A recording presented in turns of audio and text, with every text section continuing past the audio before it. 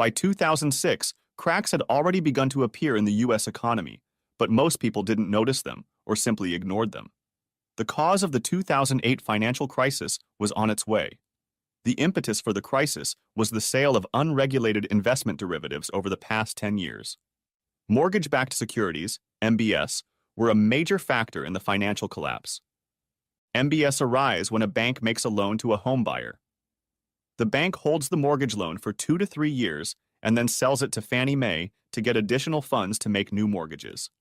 Fannie Mae then bundles several mortgages together and resells them in what is called the secondary market. This bundle of mortgages is called a mortgage-backed security. The value of the MBS depends on the value of the mortgages bundled together. Because of the ease with which banks can sell their mortgages to Fannie Mae, banks are willing to make riskier loans to home buyers. Many of these mortgages are interest-only or adjustable-rate loans, and when the U.S. Federal Reserve began raising mortgage interest rates between 2004 and 2006, many homeowners found that they could no longer afford their homes. When the number of mortgage defaults reached critical mass, the housing bubble burst, disrupting the global economy. Part 1. Asheville, North Carolina. Chapter 1. December 12, 2006. It was another boring Christmas party. It was the third time I'd been to the year-end party at Thompson & Associates, a brokerage and investment firm. The food was great and the drinks were flowing, but the conversation around the table was of no interest to me. My name is Tom Mayfield, and I wasn't working at T&A, but was at a +1 party for my wife, Michelle. Michelle, who almost everyone who knows her calls Mickey, is my wife of 3 years and one of the top salespeople at T&A.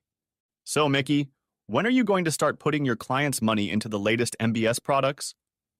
Bob Ford, one of Mickey's friends in the office, asked. I wouldn't put my money into any of these products and I won't offer my clients anything I wouldn't invest in myself, replied Mickey. Your clients are missing out on an opportunity to make a lot of money, said Mark Henry, Mickey's supervisor. You should get into these products now before profits start to dwindle. Like that's ever going to happen, said Leon Goldberg. The MBS market is the gift that never stops giving. Leon was the best salesperson in the office.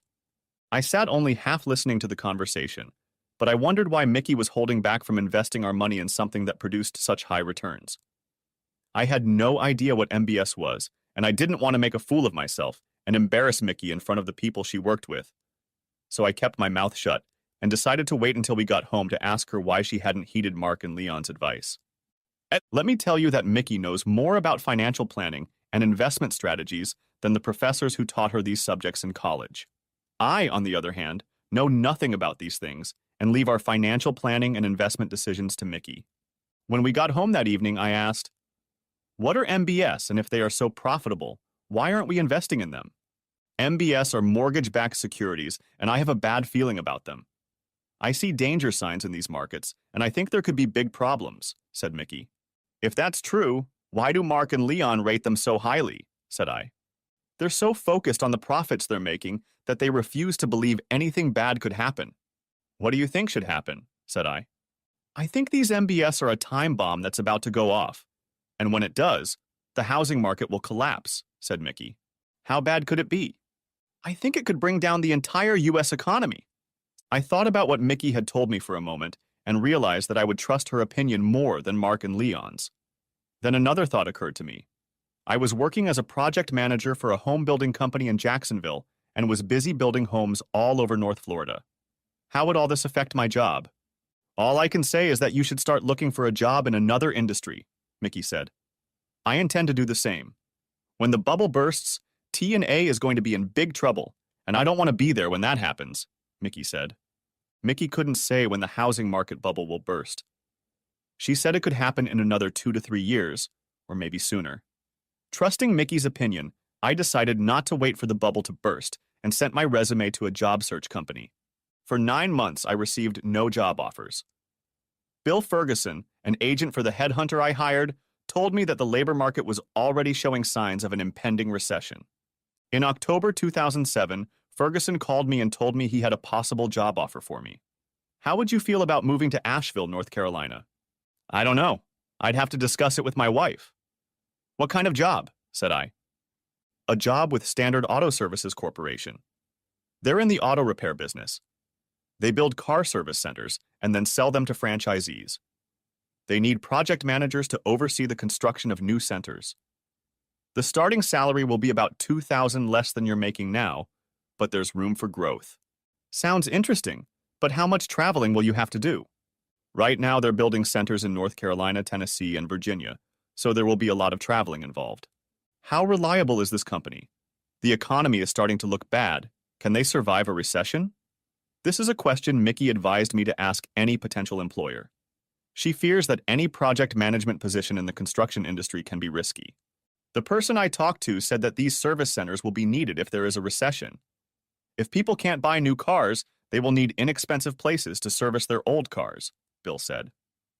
I told Bill that I would discuss this suggestion with Mickey and call him back in the morning. When I got home that evening, Mickey was in the kitchen cooking fried chicken. The first dish Mickey made for me was fried chicken. Her grandmother had given her the recipe, and it was the first time she had tried it. It turned out to be the best fried chicken I had ever eaten, and it became my favorite dish. I waited until we cleaned up the kitchen to tell Mickey about the job offer from Standard Auto Services Corporation. I thought she would resist when I told her that we would have to move to Asheville, North Carolina if I took the job. Asheville is supposed to be a great neighborhood, Mickey said. When do you have to start? They want me to start the first of the month, I said. That will only give us 3 weeks. I'll have to notify T&A and contact all my clients to let them know I'm leaving. It will take me more than 3 weeks to prepare for the move. So you don't mind going to Asheville, I said. Like I said, the coming troubles will ruin T&A and definitely leave you out of a job. This job offer sounds good, but let me do a little research on the company. If the company looks good, I think you should take it. That evening, Mickey spent 2 hours on the computer researching SASC and told me that the company looked solid, with a good business plan, and that I should take their offer. Chapter 2. October 2007. During the last week of October, I moved to Asheville and found a 2-bedroom apartment for us, while Mickey stayed in Jacksonville to handle the sale of our house and notify her clients that she was leaving T&A.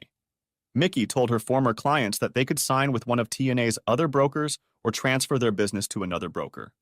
Mickey also sent out her resume to brokers around Asheville, and she was able to get a job with a broker who had just opened an office in Asheville.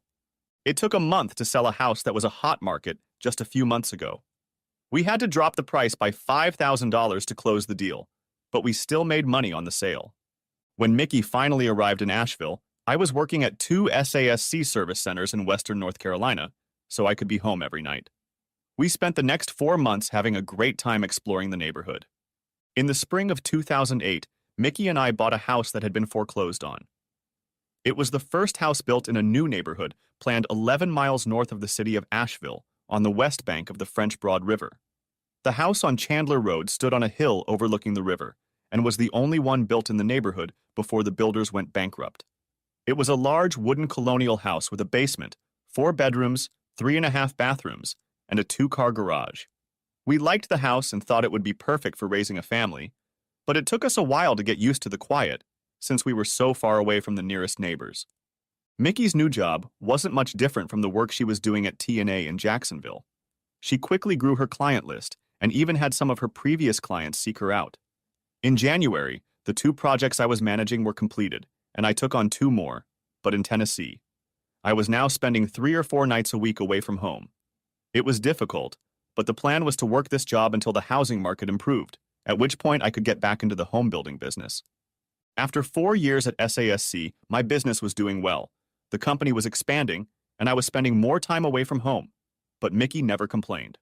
While I was traveling all over the Carolinas and Tennessee, Mickey was using her skills as an investment advisor to make plans to start a family and retire young.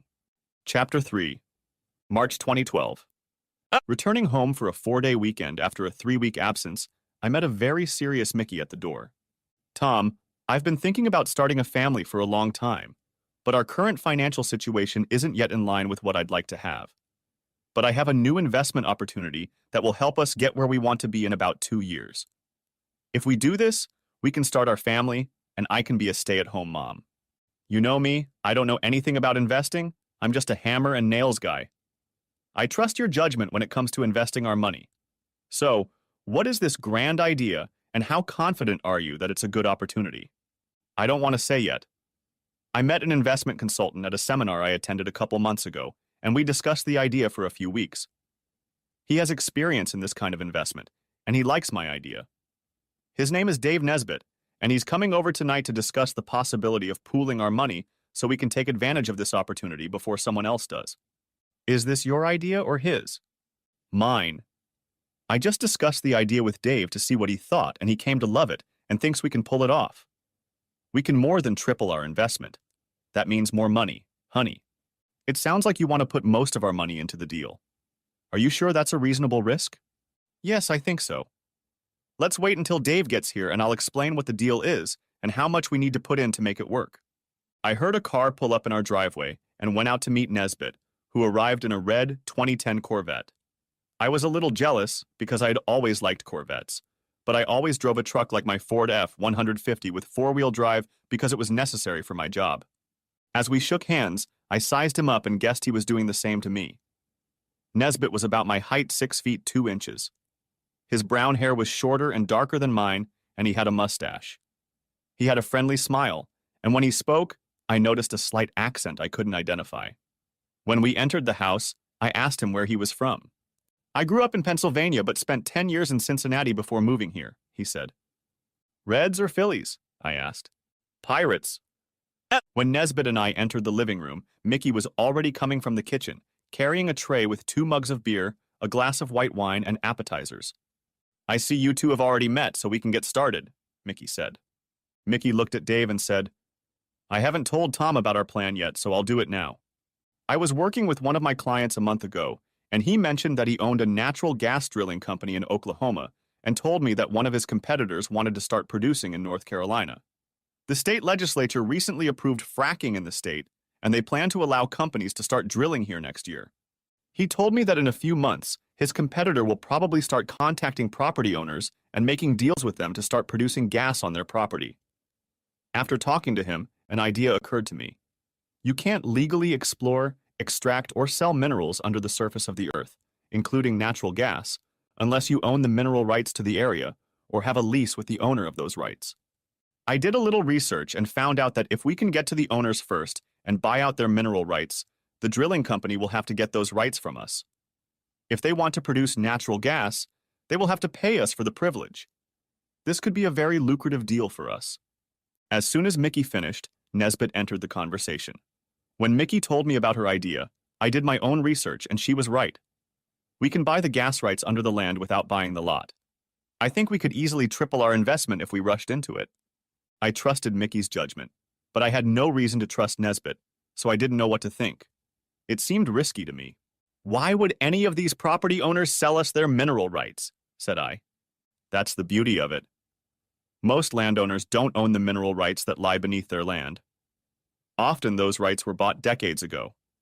I checked public records and found that most of the mineral rights in the area we are considering are owned by one family. I contacted Daniel Owen, the head of that family, and asked if they would be interested in selling us their mineral rights. Mr. Owen told me that they would be interested in selling the rights to us for the right price. He said his great-grandfather's family owned most of the land in the area, and when they sold it, the family retained the mineral rights in case oil was discovered in the area. But that never happened, Nesbitt said.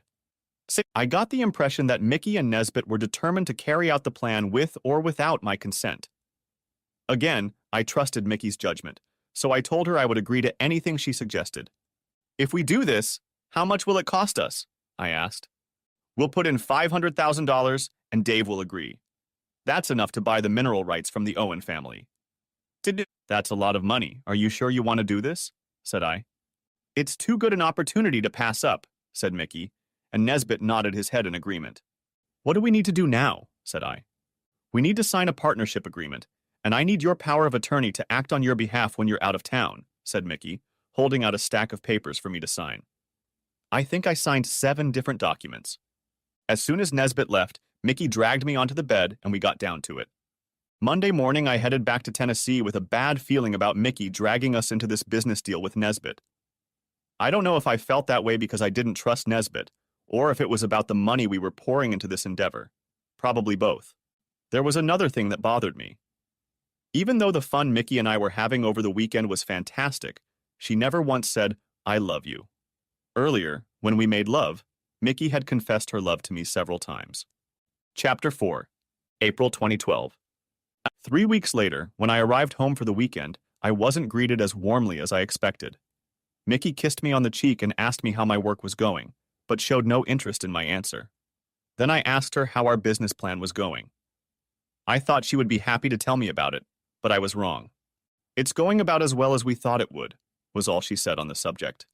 All weekend, Mickey seemed a little distant, and when I tried to question her about it, she said irritably, "It's no big deal. I'm just tired, and you not being home all the time doesn't help." Was she telling me that she missed me and didn't like that I was away so often? Or was she blaming me for her mood because I was away so often? I didn't know how to feel about it. I had no love that weekend. For the first time since we'd been married, I was glad I was going back to Tennessee on Monday.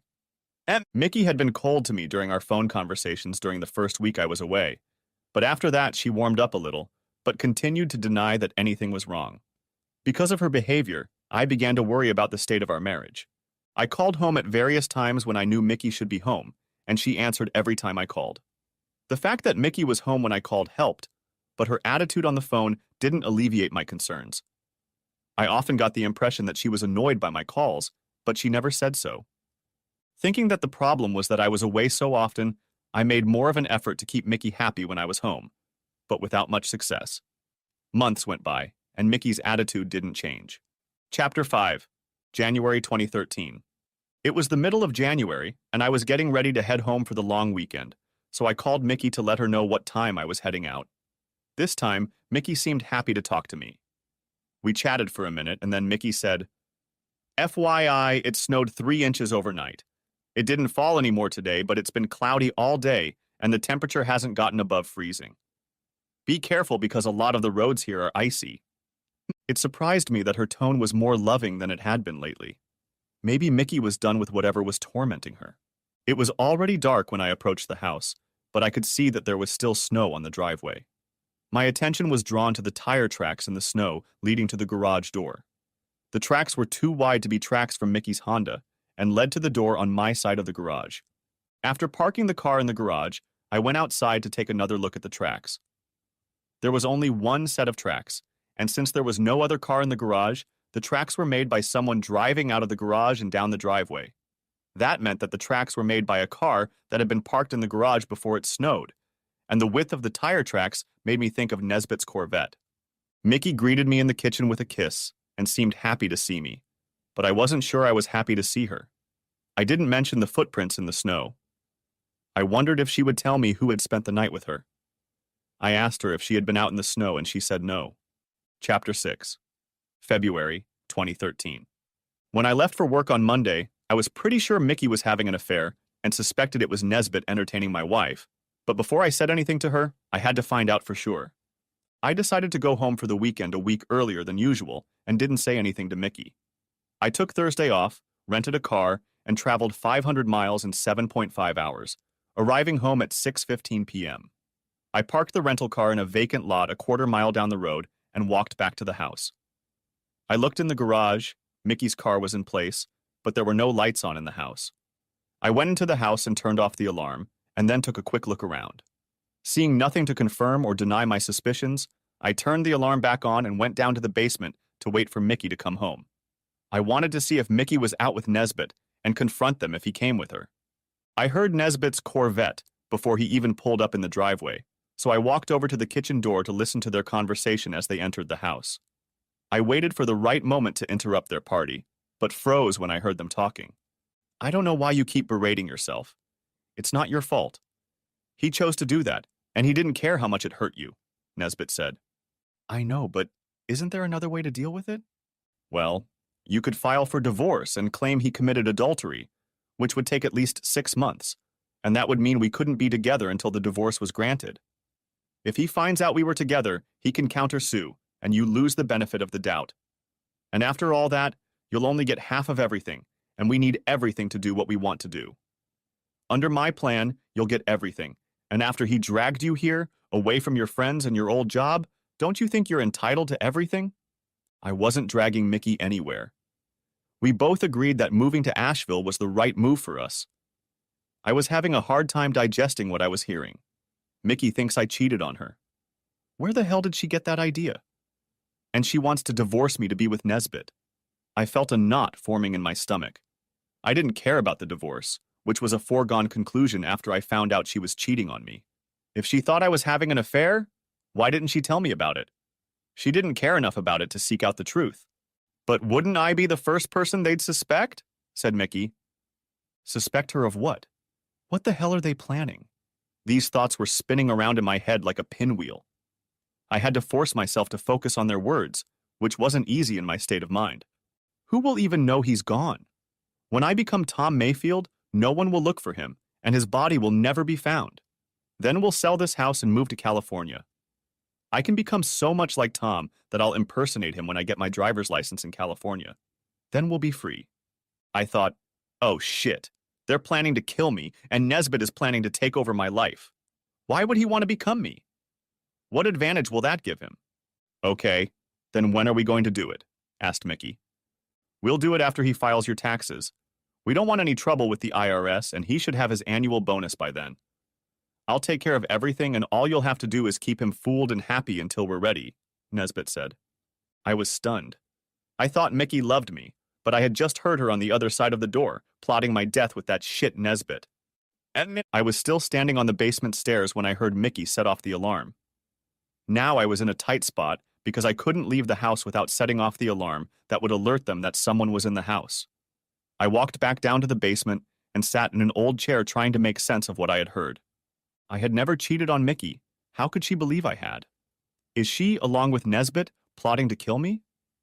If I go to the police, what can I tell them? I don't have any evidence that Mickey's planning to kill me. Going to the police might make them change their plans, but I don't want to just stop them. I want to make sure they are punished for plotting against me.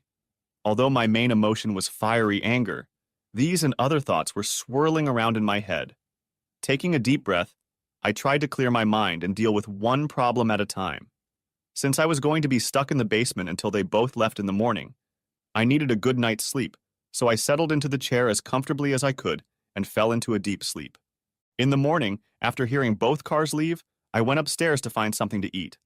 Since the skillet was still on the stove and their breakfast plates were on the table, I didn't worry about making a mess. I fried a couple eggs, made some toast, and heated up the remaining coffee. While I ate, I started planning. I was pretty sure I could stop Mickey and her lover from successfully executing their plan, but just in case something went wrong, I decided to make sure they couldn't capitalize on it. From what Nesbit had said, I would probably have until April, which gave me a couple months to find a way to put an end to the plot and put Mickey and Nesbit behind bars.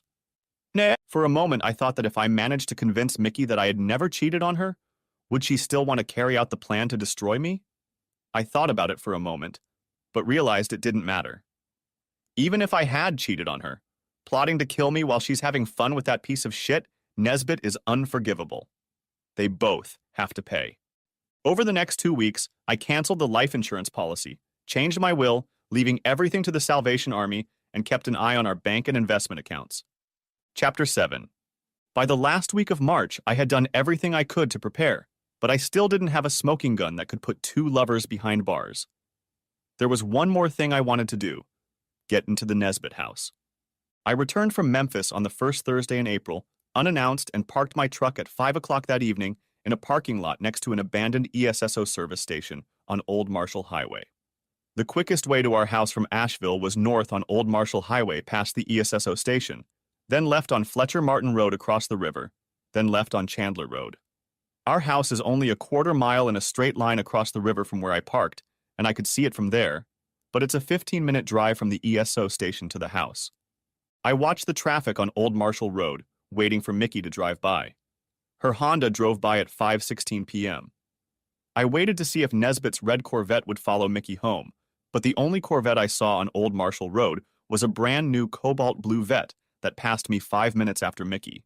I wondered if Nesbit had bought a new car. Maybe that cobalt blue Vette belonged to him.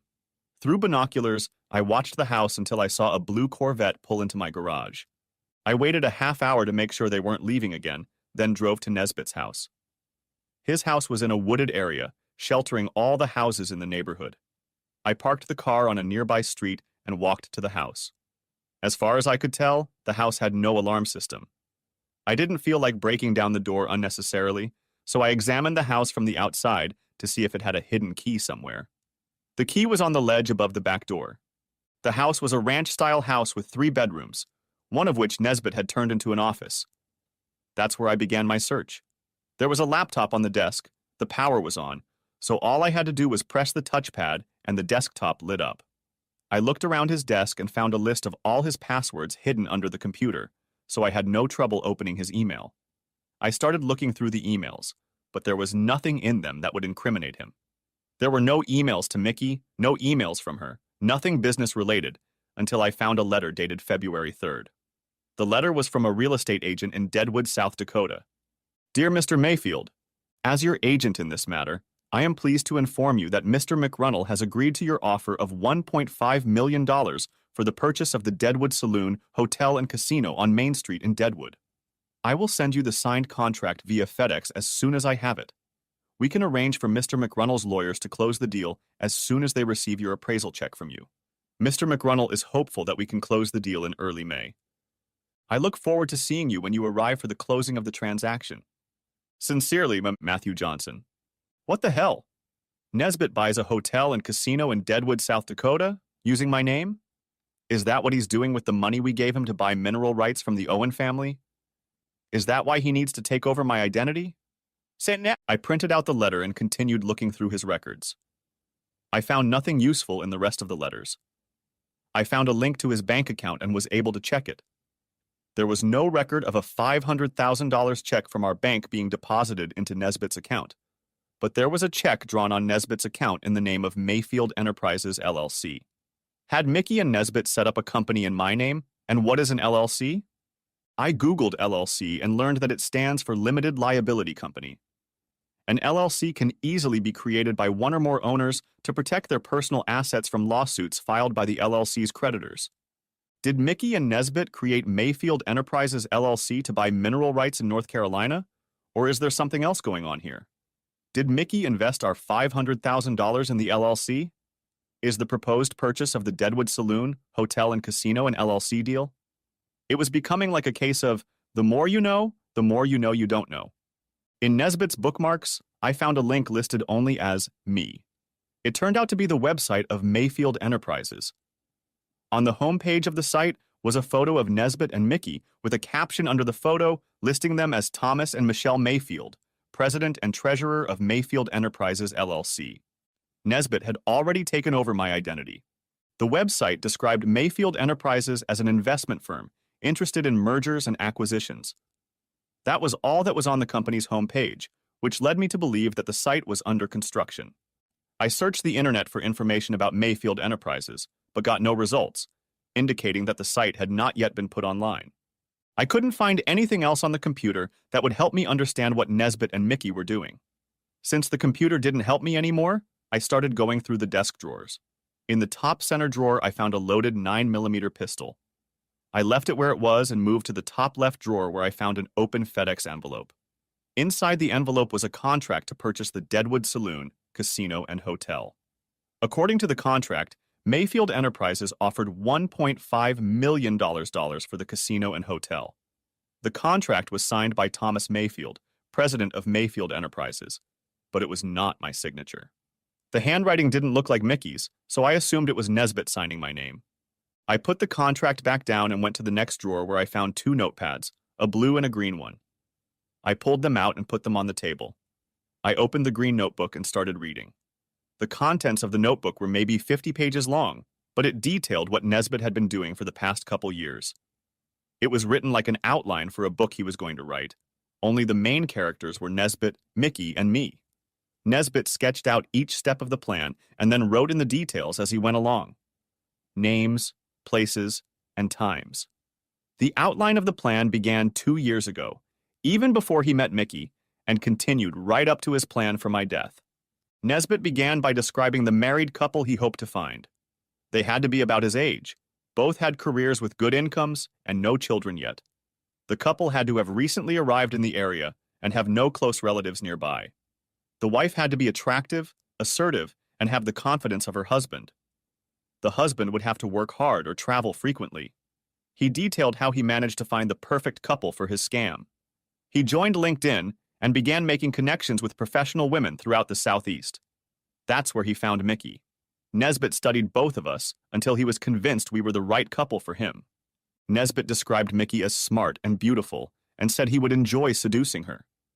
He described me as a chicken shit, and he seemed to think he would have no trouble turning Mickey against me. He would start by convincing Mickey that I had affairs with women when I worked outside the home. Nesbitt began seducing Mickey in 2011. He tricked his way into a broker seminar that Mickey was attending and convinced Mickey that he was an investment analyst who had recently arrived in Asheville. He discovered that Mickey liked being complimented on how she dressed and how smart she was. Compliments about how attractive she was did not work on her because she was not a person who needed to be convinced of her attractiveness. It took Nesbitt 3 months to convince Mickey to have lunch with him, but after that, they had lunch together at least twice a week. Nesbitt's next step was an anonymous note in which he told Mickey, "I had an affair while I was working in Tennessee." Once Mickey suspected something, Nesbitt had no trouble incurring her wrath. He managed to convince Mickey to do nothing until she had proof that I was cheating on her. The proof came in the form of another anonymous note with photos attached. The pictures showed a blonde woman having dinner with me and another picture of the same woman leaving my hotel room. The photos must have been off-photoshopped because I never had dinner with this woman and never had her in my hotel room. In fact, I had never met the woman in the photos. Once Nesbitt pissed Mickey off enough that she wanted to divorce me, he was able to get her into his bed.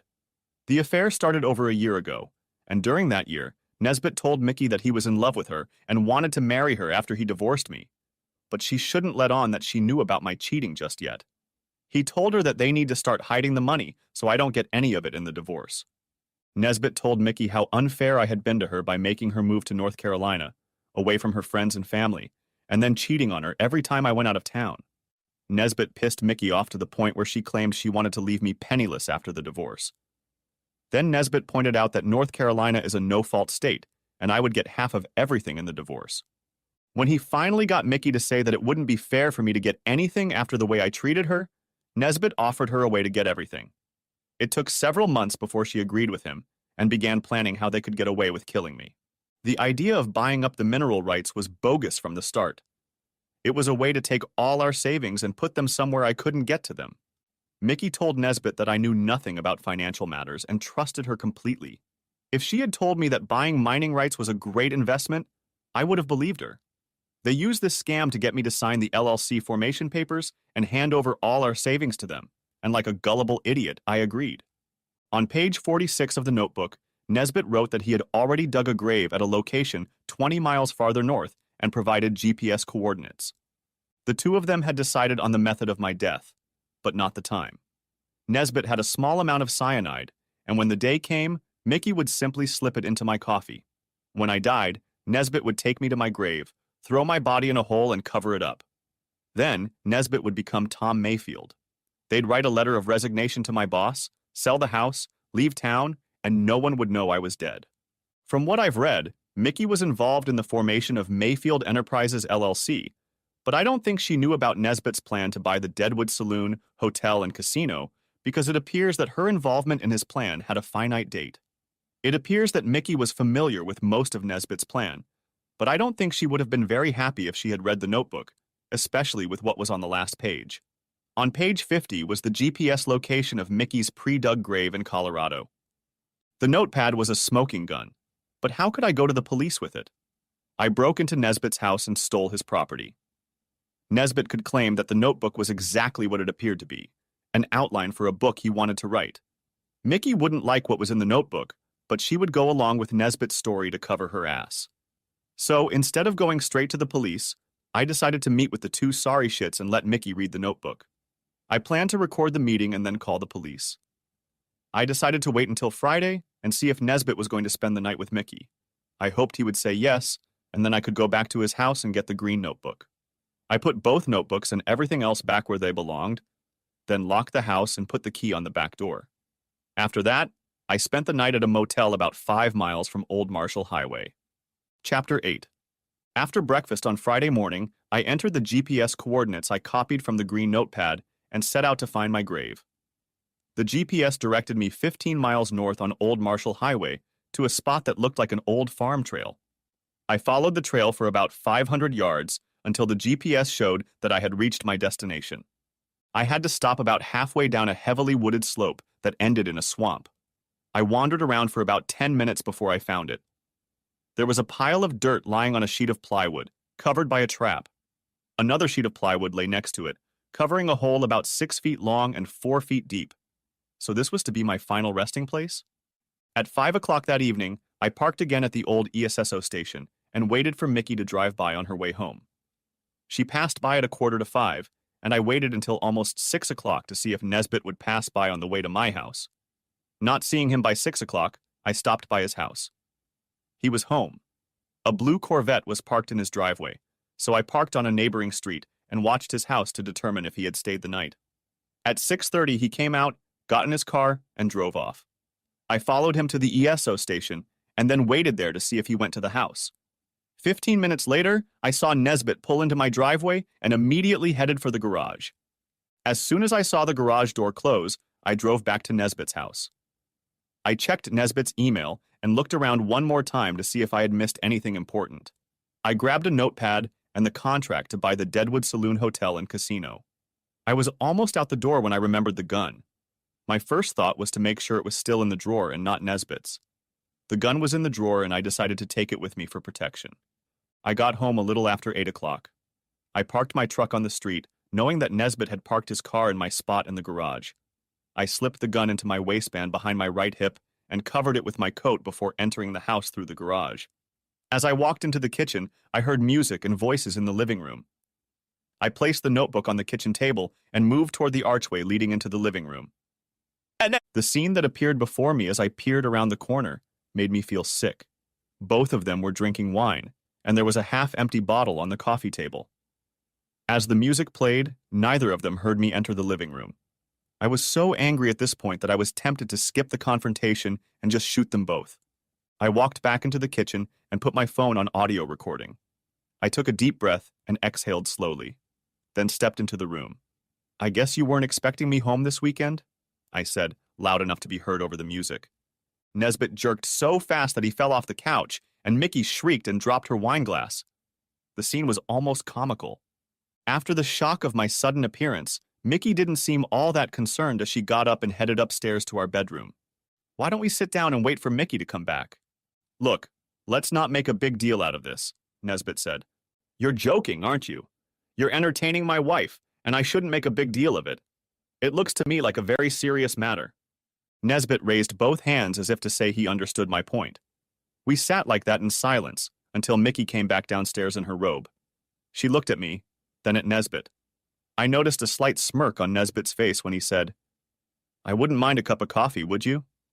"Mickey, why don't you make some coffee?" When Mickey entered the room, she looked calm. But when Nesbitt told her to make coffee, her calm look was replaced by a concerned one. When I saw the look on Mickey's face change, I decided that Nesbitt had signaled to Mickey that he wanted her to put cyanide in my coffee.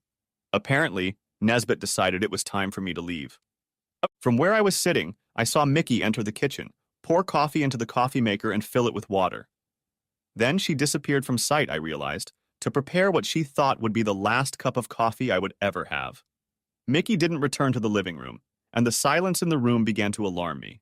"So, how long have you two been playing behind my back?" I asked.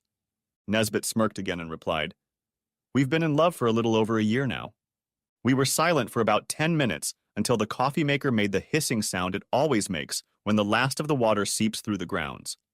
Another 5 minutes passed before Nesbitt called out to Mickey, "Hey, honey, if you're not doing anything, why don't you get some coffee?" "In a minute," Mickey replied. It was another 5 minutes before I saw Mickey filling the cups. She put the cups on a tray, carried them into the living room, and set the tray on the coffee table. Mickey placed my cup on the small table sitting next to me and then handed Nesbitt his cup. When she finally sat down, Mickey looked at me with a sad expression on her face. I hoped it meant she regretted what she was doing.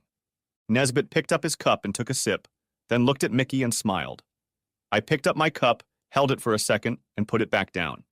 "It's too hot," I said, and put the cup back on the table. "So, Mickey, why? Why did you let yourself be seduced by that piece of snake excrement?" Nesbitt put a smirk back on his face as he sipped his coffee, then turned to Mickey and said, "You can tell him. It won't hurt anything now. You were never here, but Dave was. He convinced me that I'd be better off with him than with you. I thought that was an odd answer. She didn't accuse me of cheating, which I expected would have been her first excuse. I also noticed that her answer puzzled Nesbit. He didn't seem satisfied with her answer. I picked up my cup again and said, "That's a pretty flimsy excuse for an affair." Nesbit looked at Mickey and said, "There was a lot more to it than that, and it wasn't just an affair. Mickey is going to be my wife after your divorce." I pushed the cup away as if about to take a sip and watched for Mickey's reaction. But she was looking at Nesbit. He was watching me, waiting for me to take the fateful sip from my cup. When I set the cup back down again, Nesbit looked annoyed. I decided it was time to put an end to this farce. "Mickey, do me a favor and please bring the notebook I left on the kitchen table," I said. When Mickey stood up, I pulled the gun from under my jacket, but kept it in plain sight behind my right hip. "What notebook?" asked Nesbit. "Last night, while you were entertaining my wife, I paid a visit to your house, and I found an interesting notebook in your desk," I said. "You know, the green one that had your plans for Mickey and me in it." When Mickey came back into the room with the notebook, Nesbit snatched it from her and said, "It's just a bunch of nonsense I wrote for my own amusement." "Did you give it to Mickey to read?" "I think she should." Mickey didn't say a word. She just sat down and stared at Nesbit. "Mickey doesn't need to read it," Nesbit said. "But the police will be interested in reading it when they get here, especially when they find cyanide in the coffee that Mickey made for me. You're both going to find yourselves in very deep shit." Nesbit stood up and headed toward me until he saw the gun in my hand. "Sit back down, asshole." Nesbit picked up his coffee cup and looked like he was going to throw it at me, so I stood up, pointed the gun at his head and said, "Sit down and shut up." Nesbit sat back down, and so did I. Both Mickey and Nesbit seemed to be waiting to hear what I had to say. Nesbit tried to act calm while sipping his coffee, but Mickey wasn't calm at all. Then Mickey finally spoke up. "Tom, I'm sorry I messed up. You don't have to worry. I didn't put anything in your coffee." Nesbit threw Mickey an angry look and asked, "What did you do?" "I found a notebook in the kitchen while I was making coffee and read it. Everything you told me was a lie. I was ready to destroy Tom because I believed your lies, and now I find out you were planning to destroy me, you bastard. I was so stupid, but not anymore. I put poison in your coffee, asshole." Nesbit screamed, "Damn you!" and lunged at Mickey, but she backed away from him, causing him to fall to the floor. When he tried to get up, his breathing became hoarse and his lips seemed to turn blue. He sank to the floor again, his body beginning to convulse. He died a few minutes later. Mickey sat on the couch looking at Nesbit's body and cried. When Mickey looked up at me, tears streaming down her cheeks, she said, "I'm sorry, Tom. You'd better call the police right now. When they get here, I'll tell them I'm the one who put the poison in his coffee." I held the phone in my hand, ready to make the call, and was thinking about what I would tell the police when I realized that I might not come out of this situation unscathed. I looked at Nesbit's body on the floor, and I felt sick to my stomach, so I went into the kitchen and sat down at the table. Mickey followed me and sat across from me. Mickey wrapped her arms around her head and said, "I can't believe I messed up my life like this. I let that bastard ruin our lives. I'm so sorry, I'm so sorry. I deserve everything that's going to happen to me now," Mickey said. When I didn't say anything back, Mickey looked at me and asked, "Aren't you going to call?" "Will you get me a beer while I think it over?" said I. "Nesbit's in no hurry to go anywhere right now, so why should we be in a hurry?" I sat for 10 or 15 minutes before I took my first sip, then finished my beer before I spoke again. "How do you look at staying out of jail?" said I. "How can I? I destroyed it, and you saw me do it. And you have a notebook with his plan to destroy you with my help," said Mickey. "I also recorded our conversation. How many people know about you and Nesbit?" "No one knows except you." "We made sure no one saw us together in public, and I haven't told anyone about our affair," said Mickey. "What did you mean when you asked me if I wanted to avoid jail?" "If you want to stay out of jail, we have to get rid of that asshole," I said, pointing to the other room. "Get rid of him? How?" "Since he was kind enough to provide us with an empty grave, we'll go along with his plan with one exception. Instead of me, that asshole will end up in that hole." Mickey's face was pale, almost white as she looked at me. "Are you going to bury him?" "No, we're going to bury him. I need you to empty his pockets. Give me the car keys, wallet, and everything else he has. You can't do that? He was your lover, and you destroyed him, so you have to do it. Mickey walked to the living room and pulled Nesbitt's wallet out of his back pocket, then flipped him over onto his back to go through his front pockets. Finished, she handed me Nesbitt's wallet and his keys. While you get dressed, I'm going to start my truck in the garage, I said. I had to get Nesbitt's Corvette out of the garage before I could start my truck. Sitting in the vet, I couldn't help but think about what it would be like to own a car like that. Then I started worrying about the car. That's something I'll have to think about later. After parking the vet on the street, I drove my truck into the garage as close to the kitchen door as possible. When I returned to the house, Mickey, dressed in jeans and a sweatshirt, was waiting for me in the kitchen. The two of us dragged the body to the garage and loaded it into the back of my truck. Then I covered it with one of my work tarps. I told Mickey to get in the truck while I myself checked to make sure I had a shovel and hand truck in the back of my truck. Chapter 9. The first 10 minutes of the drive went smoothly. Then I asked Mickey why she had betrayed me like that. Dave convinced me that you were cheating on me. He kept telling me he loved me and I needed to leave you to be with him. What made you want to kill me? Why not just get a divorce? It was about money. Dave told me that by getting rid of you, we could use our combined resources to start Mayfield Enterprises. He said we'd make millions of dollars. He played on my anger that you cheated on me. I was so gullible. I know you'll never be able to forgive me, and I may never be able to forgive myself. I didn't comment on her answer. Why was he going to take over my identity? Dave said it was to make sure no one would come looking for you. Dave said the plan was to make it look like we quit our jobs, sold the house, and moved to California. When did Nesbitt buy that new Corvette? He picked it out a few days ago, Mickey said. The car could be a problem, I said. We have to get rid of it so no one will look for Nesbitt. Is there any way we can sell it? Mickey was quiet for a minute, then laughed. You think that's funny? Well, what you just said is a bit funny.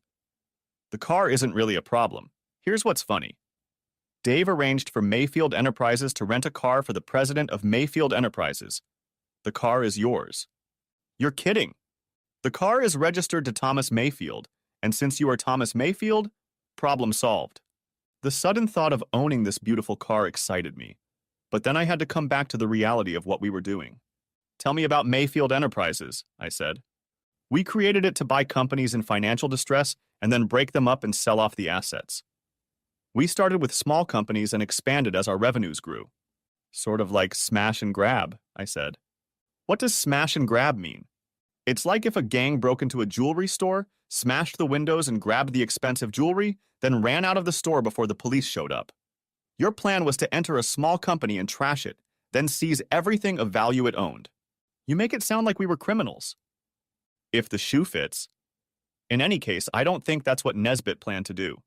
What do you know about the Deadwood Saloon Hotel and Casino? Said I. Never heard of it, Mickey replied. I pulled the purchase agreement and a copy of the letter from the real estate agent out of my pocket and held them out to Mickey. She turned on the overhead light so they could be read. When she finished, Mickey only shook her head. It looks like Mayfield Enterprises is going to have to buy the Deadwood Saloon Hotel Casino unless we can find a way to break that contract, Mickey said. He never discussed it with you? No. After that, we were both silent until we got to the burial site. Back home, we also drove in silence. Back at the house, I left the truck in the driveway and parked my Corvette in the garage, and Mickey went into the house. When I walked into the kitchen, Mickey handed me a beer and asked, "What happens now?" "Life goes on as it should. I'll be back in Memphis on Sunday, and on Monday you'll go back to work as usual," I said. "Does that mean we're staying together?" asked Mickey. "No, you and I are over. While I'm in Memphis finishing up my project, you're going to get a lawyer and file for divorce. We won't mention Mayfield Enterprises to anyone. You created it, and now you're going to have to figure out how to break it up so we can get our money back. I can't think about this anymore today. It's been a long day and I'm tired. We'll talk more about it tomorrow. I'll be in the guest room." Chapter 10. When I went downstairs in the morning, Mickey was already up. "I made coffee," she said. I think she understood my look. "I didn't put anything in it," she said. "I'll have a cup with you." I poured a cup for both of us and sat down across from Mickey. "I've been thinking about our situation. We can't liquidate Mayfield Enterprises," Mickey said. "At least not yet." Why not? Said I. What we're most concerned about is the contract to buy the hotel and casino in Deadwood, South Dakota. I reread the purchase agreement again this morning, and there's a clause in it that requires Mayfield Enterprises to pay a 10% down payment for the inspection by April 10th. That's $150,000 that we won't get back if we don't make the purchase. And if we refuse to pay the advance, what happens? I asked. They'll sue us, and we'll end up paying $150,000 plus legal fees. We'll have to buy the casino and try to make it work for us. I think we should at least check it out before we give up on it. Besides, your Corvette is leased to Mayfield Enterprises. You don't want to give it up, do you? Chapter 11. After breakfast, I told Mickey that I was going to take the plywood and tarp from the burial site and put them in Nesbitt's garage because I didn't want them to be found anywhere near our house. Then I'm going to start searching his house to make sure there's nothing there to connect us to Nesbitt, or anything that might cause someone to look for the bastard. I'll come with you, Mickey said. When we got to the house, I told Mickey to search Nesbitt's bedroom and all of his clothes looking for anything that might connect him to either of us. While she was doing that, I went back into the study. I shut down the computer and put it in a box to take with me. I emptied all the drawers. I found some keys in one of the drawers and put them in the box, and I took all the scraps of paper from the desk and put them in the box as well. I was about to throw the blue notebook into the box when it came to my attention that I hadn't even looked in it. The blue notebook turned out to be another detailed plan for Nesbitt. As far as I could tell, this plan had already been put into action 2 years before Nesbitt started interfering in my life. This time, Nesbitt's victim was a young woman he called simply Claire. He wanted the inheritance she had received from her grandfather. Nesbitt convinced the woman to give him a large sum of money to invest in land in North Carolina. The day after receiving the money, Nesbitt was supposed to leave town and travel to North Carolina. But instead of leaving town, he stole a car and used it to drive Claire's car off the road and into a 100-foot cliff. Afterward, he abandoned the car and left town with the money. When Mickey came into the office, I handed her a blue notebook and said, "Read this. You might feel a little better about what you did." Mickey sat down with the notebook. When she finished reading, she began to cry. He was a monster, and I'm ashamed that I couldn't see him for what he was. I gave her a minute to calm down, and then asked if she had found anything during the bedroom search. A few restaurant receipts. I threw them in the trash. Nothing else. I'll have to come here on Monday to empty his trash can. Is there anywhere else I need to look? No, I've already looked in the hall closet and the kitchen. I shook out the contents of the table into a box. We'll take it with us and take a closer look at the contents when we get home. Back home, Mickey and I went through the papers in the box we'd brought with us and tossed anything that wasn't important to us into the trash. One item of interest was the closing statement on the purchase of the Nesbitt house. It turned out that the house was owned by another LLC called Nesco. I opened Nesbitt's laptop and searched for files related to Nesco and found them hidden in a music folder. I handed the laptop to Mickey so she could read the files. While Mickey studied the Nesco files, I continued to sort through the papers. One thing I almost missed was a receipt for a safe deposit box rental at the Asheville Savings Bank. The receipt had Thomas Mayfield's name on it. Another step by Nesbitt toward taking over my life. I wondered if the key to the safety deposit box was among the keys I had found in Nesbitt's desk. There were 5 keys, and one of them looked like it might have been meant for a safety deposit box and another for a mailbox. I mentioned the safety deposit box and mailbox key to Mickey. There's a lot of money tied up in Nesco. The $500,000 Dave invested in Mayfield Ent came from Nesco, and the balance is about $540,000. In addition to the money, Nesco owns Dave's house and apparently another house in the Cayman Islands. Nesco's address is a P.O. box in Asheville. I'll go to the post office in Asheville tomorrow and see if the key you found will open that box. There may be a problem with the safe. I don't know what we can do about it, Mickey said. I wonder if one of those keys might be to a house in the Caymans. Maybe Nesbitt has a bank account there, said I. We spent the rest of the day talking about Mayfield Enterprises and the probable purchase of the Deadwood Saloon Hotel and Casino. We decided that we would have to pay $150,000 in April. Then, we would both go to Deadwood in May and see if we could find serious enough problems with the property that would allow us to back out of the purchase agreement without losing the money spent on due diligence. In the meantime, I went back to Memphis and took care of the projects assigned to me, and Mickey went back to her work. On Sunday morning before I left, I told Mickey that I hoped that now that Nesbit was gone, I could trust her not to stab me in the back. You won't have to worry about me. We're both in this together now, and we'll need each other to make it work, Mickey said. As I walked out the door, I told Mickey that I would see her in 2 weeks. Chapter 12. Over the next 2 weeks, I finished the 2 projects I was working on in Tennessee and took a week off. When I got home, Mickey brought me up to speed. She told me that she checked the Nesco mailbox daily, and the only email, other than spam, was a Visa bill for Nesco. Mickey said she found Nesbit's password and was able to log into Nesco's bank accounts and pay the Visa bill. I told Mickey that I was thinking of going to the Cayman Islands and checking out a house owned by Nesbit. Mickey said she would like to go with me, but couldn't carve out time at work on such short notice. I flew in on Sunday, arriving at 2 p.m. I took a cab from the airport to my home in Grand Cayman. It was a 2-bedroom bungalow with a beautiful view of the Caribbean. I knocked on the door, but there was no answer, so I tried using the keys I had brought with me and was able to open the door. The house was furnished, but had clearly not been lived in for a long time. There was a layer of dust on the furniture, and the house smelled musty due to the fact that it had been closed for a long time. I texted Mickey and told her about the house. She suggested that I hire a cleaning service and contract them to clean the bungalow once a month, unless we called and asked them to get the bungalow ready for guests. Their services would be paid for by Nesco. We planned to use the house as a vacation home and possibly rent it out when we weren't using it. I stayed here until Thursday, enjoying the weather and the beach, and then returned home. When I got home, Mickey said she had some ideas she wanted to discuss with me. I think we should merge Nesco with Mayfield Enterprises. Then we can sell Dave's house here and keep the house in the Caymans, Mickey said. How are we going to do that? You'll have to pretend to be David Nesbit, so we can go to a lawyer and tell him that you have to give me a power of attorney to act on your behalf in the merger of Nesco LLC with Mayfield Enterprises LLC. How am I going to pass myself off as Nesbit? I don't look anything like him. Start by growing a mustache. When they grow, I'll darken your hair and style it to look like Dave's hair. I think I can make you look enough like the pictures on Dave's driver's license and passport to impersonate him. I already have a lawyer. He knows me, so he won't get suspicious. I think we can pull this off. As soon as I get the power of attorney, I'll draw up a business agreement to merge the 2 companies, as well as an agreement to buy out Nesbit's stake in Nesco. How do you plan to pay Nesbit for his stake in the company?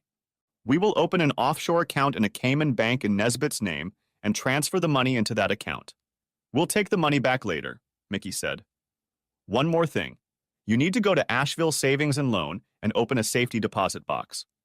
It took me 2 weeks to grow a long enough mustache that looked like a Nesbit mustache. Mickey dyed and styled my hair to make me look like Nesbit so I could fool the lawyer. I was nervous the day of our meeting with the lawyer, but as it turned out, everything went exactly as Mickey had planned. Mickey handled the merger, and I traveled to Asheville to try to access the safe deposit box. I had no problem accessing the safe deposit box. When the woman who escorted me to the vault left me alone with the box, I opened it. The contents of the box came as a surprise to me. There was a .32 caliber pistol, $20,000 in cash, a passport in my name, but with Nesbit's picture on it, and a checkbook from the Bank of Grand Cayman. The book showed that there was over $1 million in the Grand Cayman bank account. I suddenly felt like my legs were going to give out. I took a few deep breaths to calm myself down, and then continued searching the drawer. There were a few papers that meant nothing to me, so I put them in the briefcase along with the gun, money, passport, and savings book. The last thing in the box was a card with phone numbers and what appeared to be passwords. There was no indication of what those passwords were or who the phone numbers belonged to. Back at home, I showed Mickey what I had taken from the safe. The first thing she did was hand me $10,000 and took the other $10,000 for herself. Mickey then sat down at her computer, logged onto the Grand Cayman Bank website, and was able to access Nesbit's account using one of the passwords on the card I found. What do we do with the money he has stashed in that bank? I asked. Since it's a numbered account, it doesn't have a name. Now that we have the account number and password, we can handle that money, said Mickey. Mickey changed the account password to make sure no one else could access it. Then she said, "This will be our money. I suggest we leave that money in there and put it aside for a rainy day. Now that we've cut David Nesbit out of our lives, it's time to move on and try to do something useful with Mayfield Enterprises and the Deadwood Saloon Hotel and Casino. That should keep us busy." I suggest we drive down there, look at the property, and see if there is a way to get out of the deal. If not, we'll have to start learning how to run the hotel and casino. Chapter 13. Thursday, December 19th, 2013. An hour earlier, I had finished my last meeting with the contractor and decided to grab a drink before heading home. For an hour, I sipped a double bourbon, mentally analyzing the past year. It had been 10 months since my life had been turned upside down in February, when I found out that Mickey had not only cheated on me, but was planning with her lover to kill me. The confrontation between Mickey and Dave Nesbitt had led to Nesbitt's death. Now, 10 months later, instead of being the project manager at SASC, I am the president and CEO of Mayfield Enterprises, and Mickey is the CFO. In May, Mickey and I traveled to Deadwood, South Dakota, to do a final inspection of the Deadwood Saloon Hotel and Casino to see if we could find a way to void the purchase agreement and recover the $150,000. It turned out that the property was exactly as described in the offer for sale, so there was no way to cancel the purchase agreement. We made a $500,000 down payment and obtained a business loan for the rest of the purchase price, and Mayfield Enterprises LLC became the owner of the Deadwood Saloon Hotel and Casino. The mansion was in need of renovation, so I moved to Deadwood to manage the project, and Mickey stayed in North Carolina and continued to work in a brokerage firm while managing the financial affairs of Mayfield Enterprises. The Deadwood Hotel and Casino, as Mickey and I renamed it, had been a busy hive of activity over the past few months as we completely renovated the building in preparation for the grand opening on Saturday, December 21st. I finished my drink and took another look around the saloon we had named the 1870 Mayfield Saloon. I was proud of the look that had been created. Walking through the doors of the saloon was like stepping back in time to the 1870s. And I was still feeling good about the renovations as I walked to my truck. I still have the Vet, but you can't drive a Corvette around Deadwood in the winter. As I reached to open the truck door, a voice behind me asked if I was Tom Mayfield. I answered yes and turned around to see who was addressing me, but before I could react, I was attacked by 3 men. 2 of them put my hands behind my back and tied my wrists, while the third put a sack over my head. I tried to get free, but my attackers pressed me against the wall of the building and held me down. I started to say something, but one of the men kicked me in the kidneys and told me to shut up. We stood like that for a few minutes until I heard the sound of a car pulling up. As soon as the car stopped, I was shoved into the back seat and then forcefully laid on the floor. I had no idea what these people wanted from me, and it scared the hell out of me. All sorts of ideas started swirling around in my head. Was this really about Deadwood? Had Mickey decided to betray me again and kill me to gain full control of Mayfield Enterprises? I don't know how long we were in the car. I think about half an hour before we stopped, and I heard the garage door open, and then the car pulled inside. When the garage door closed, I was pulled out of the car and forced to walk between 2 men. They half-dragged me up some steps and led me into the house. We walked down a hallway and into a room where they sat me in a chair and told me to keep my mouth shut. With the bag over my head, the only thing I could see was part of the wooden floor beneath my feet. "We got him," one of my captors said. "Was he giving you trouble?" This was said by a man with deep gravel in his voice. Then laughter broke out. "No trouble at all." "Go get CJ," said the gravelly voice. Chapter 14. Who the hell was CJ? I didn't know anyone named CJ and couldn't figure out what was going on. A few minutes passed before I heard someone enter the room. I immediately realized it was a woman, because I heard the sound of her heels on the wooden floor as she approached me. When she came closer, I could smell her perfume. Her scent was intoxicating. Then, without warning, something hit me hard on the left side of my jaw. The impact made my head fall sideways, and I was numb for a moment. I tensed, expecting another blow, but instead a bag was pulled off my head. It took me a few seconds to focus on the vision in front of my face. Large, dark brown eyes, a beautiful face, and long, dark, almost black hair. We stared at each other for a moment. Then I noticed the scars, one on my forehead and one on my chin. The scars were faint and didn't detract from the woman's beauty. After staring at me for a few seconds, the woman, what I assumed was CJ, turned and shouted, "That's not him! You brought me the wrong man!" I didn't know if that was good news or bad news. "This is Tom Mayfield, the guy you sent us to capture," one of my captors said. "Damn it, Jimmy. I gave you a picture of Howard. I don't know who this guy is." Then she turned to me again. "Who the hell are you?" "I'm Tom Mayfield." "That can't be right," she said. Do you know Howard Mason? No, never heard of him, I said. She looked at me again, then turned to the middle-aged man sitting at the table and said, "Why can't these idiots do anything right? They had to look at him to make sure he looked like the man in the picture I gave them. If Howard was in Deadwood, he's probably gone by now." "CJ, calm down." The man behind the desk had the same gravelly voice I'd heard earlier. "You said the Corvette salesman said his name was Tom Mayfield," Jimmy said, then pointed at me. "And he said his name was Tom Mayfield." I felt sick to my stomach. "Can I see the picture you're talking about?" 5 people in the room looked at me. "Jimmy, give me that picture," CJ said. 10. CJ took the picture from Jimmy and held it in front of me. A cry of, "Oh shit," went off in my head. "You know this guy," CJ said, pointing to David Nesbitt. In the photo, Nesbitt was standing next to a 2013 cobalt blue Corvette, the same one in my garage. And I couldn't think of any lie that could get me out of the shitstorm I was in, so I told the truth, at least part of it. "I knew him as David Nesbitt," I said. "He's a crook who tried to rip me off and steal my identity." "Where is he?" "These clasps are cutting into my wrists. If you cut them, I'll tell you," I said, fearing they'd decide to beat the information out of me anyway. But I had to take my chances before I lost all feeling in my hands. "Jimmy, let him go," CJ said. When my hands were free, I answered her question. "The last time I saw him was in North Carolina, and he had just bought the car pictured." Judging by CJ's anger, I guessed that she had also been his victim, so I asked, "How much did he take from you?" CJ pulled up a chair and sat across from me. "What makes you think he took anything from me?" "He's a con man. That's what he does. He obviously changed his name after he left you so you couldn't find him, and that right cross you hit me with tells me you're very angry with him. Howard took a little over $500,000 from me. It was an inheritance from my grandfather, and I want it back. I've known the asshole as David Nesbitt for the last 2.5 years. When did that happen to you?" "I met him 5 years ago. He was supposed to use my money to buy some land in North Carolina. He told me that we could then sell that land to real estate developers at a big profit. I was supposed to join him in Raleigh a few days after he left, but the next day I was in a severe car accident and was in the hospital for several days. When I was finally able to get out of the hospital, I couldn't find him.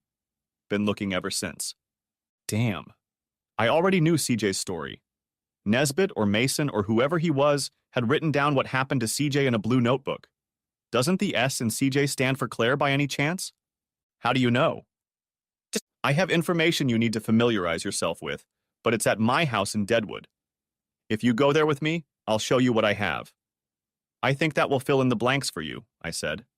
"Why should I trust you? What have you got to lose? You can take Jimmy and his friends with you." "You better not be fooling me." Jimmy was ready to zipper up my arms again, but when CJ saw that my wrists were already damaged, she stopped him. Chapter 15. On the drive back to Deadwood, I rode in the back seat between Jimmy and a guy named Dan, with CJ driving. When we pulled up to the house, I told Jimmy that I needed to get something out of the safe, and I wanted him to know that I had a gun in the safe.